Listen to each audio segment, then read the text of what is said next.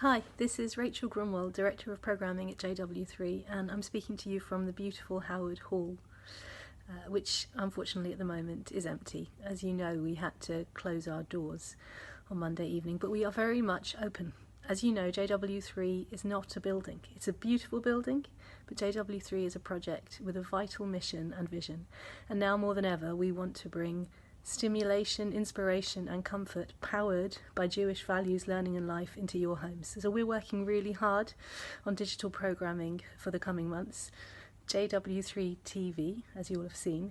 Meanwhile, we've uploaded some of the best of our archive content from the last 6.5 years, so please enjoy.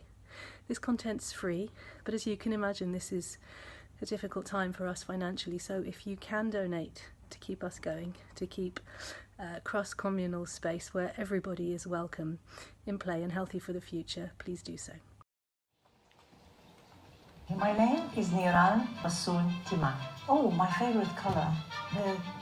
Anything ranges between pink and orange and yellow. Why I choose the bright colors, I think because I was born in the Middle East where the sun is very strong. I try to put these colors everywhere where I can. Mainly, I have a lot of blue, the turquoise. I need people actually all the time. I don't like to be by myself. I need all the time. I don't mind actually not sleeping for 48 hours as long as I meet people. I don't live for food.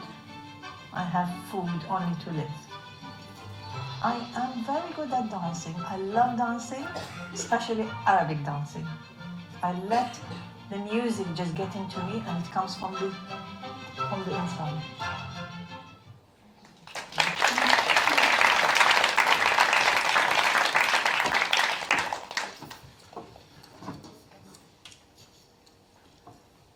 I was recently online. I've got a YouTube channel, so I'm often online. I saw a picture of a sculpture by an artist called Bruno Catalano. You may have seen it. It's about people carrying bags with large part of their body missing.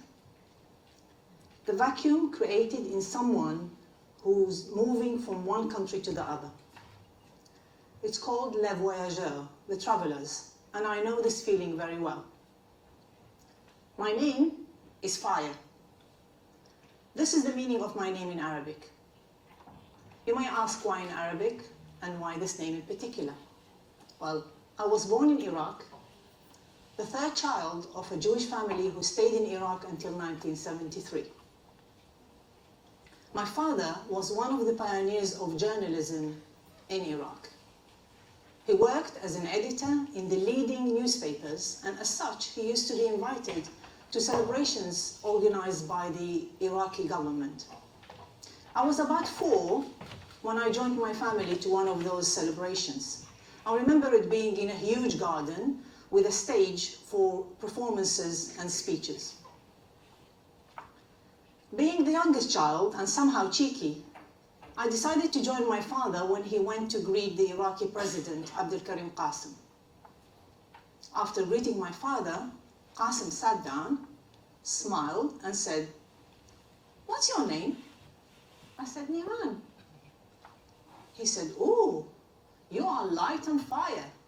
Light to illuminate the road to the freedom fighters and fire to burn the colonialists." Big words for a small child. Qasim's era was the golden era for the Jews of Iraq. But within few years, the situation started to deteriorate. And by the time I reached the age of 11, it was no longer safe for the Jews to stay in Iraq. So my parents started looking for a way out. First to send their children, and later to leave themselves. On the plane, I've decided to close this chapter in my life called Iraq. Iraq was the past, and I need to think of the future.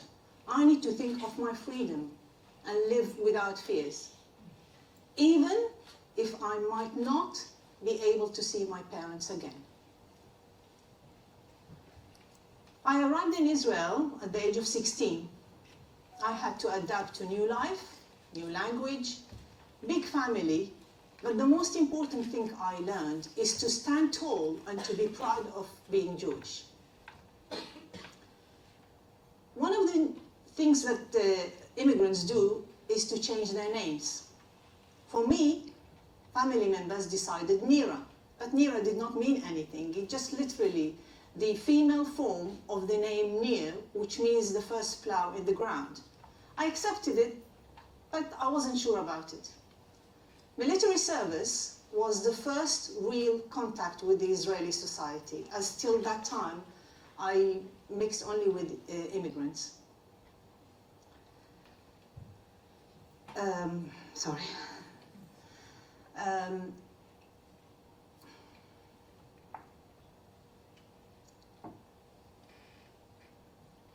So, surprisingly, everyone thought that I'm Russian. But when they knew that I come from Iraq, they became very interested in my story because it was rare. Don't forget, Iraq for Israel was the enemy that not much is known about, probably only through stories about 1001 Nights. On the last day of the army training, I asked my class officer to write in my autograph book. She ended her message by saying, "Do not accept people to call you Nira, but Niran only." That was the first sign that I need to keep my name. At university, I read political science and international relations, only to please my father, whose dream was that one day I'll work in the Foreign Office and be an ambassador. After 2 difficult years, I decided to change 180 degrees and leave these studies and follow my passion in fashion design. Now you can imagine fashion design students can be crazy, enterprising and daring. So one morning I decided to wear pink and red, shocking pink and blood red. I arrived at the college and my teacher approached me and said, "Oh, I never thought that these 2 colors can go together very well. But actually you proved me wrong. I love it." I arrived to the UK at the age of 30, and 4 years later, the first Gulf War started. On the 17th of January 1991, Iraqi Scud missiles started landing in Israel. Ironically, the majority fell on Ramat Gan, which is a city highly populated by Iraqi Jews.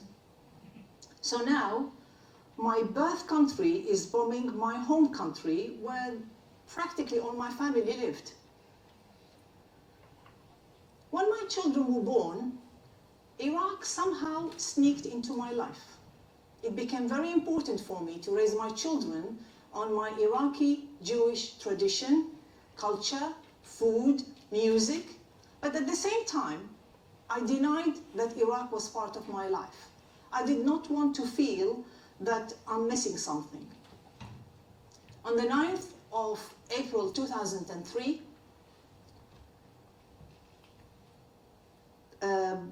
while I was getting ready to pick up my son from school, my eyes were glued to the television, watching how the statue of Saddam Hussein is falling in the center of Iraq. At that time, I made peace with Iraq. Then, and only then, I accepted that Iraq is part of my life.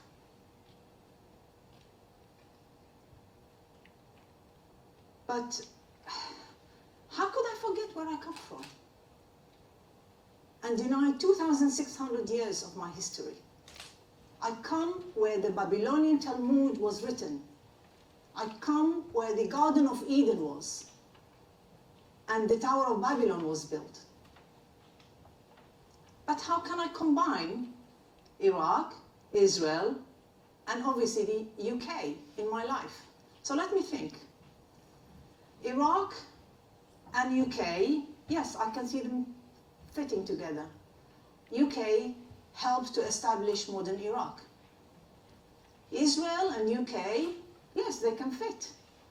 the Balfour Declaration was the first seed in the creation of the State of Israel. But how can I combine Iraq and Israel now? They don't match. But there's no reason why they cannot match in the future. I can plant the seeds, and maybe in the future I can create something. So I created a forum with a Muslim Iraqi friend who's sitting here in the audience, to bring people together. I started shipping books from Iraq and from Israel about the Jews of Iraq, and started selling them worldwide. And became the messenger and the postman for people from Iraq and from Israel, creating a bridge, a cultural and human bridge between both worlds. I started my YouTube channel to inform people, and I called it Nur Unar, which means light and fire. I wanted to inform people about the important part of what the Jews did in establishing modern Iraq. I tell them about the history, the 2,600 years history of the Jews in Iraq, and how the Jews of Israel live actually in Israel now. I often am called goodwill ambassador. The more I work, the more I'm proud of my roots, about my history, and about my people. And even my name, Niran. Fire does not have to burn. Fire can give light, can give heat, and can create energy. Let's be honest. I was born where Abraham was born, and where Ezra described, Ezekiel, Nahum, Jonah, and Daniel lived and were buried. Why should I be proud of?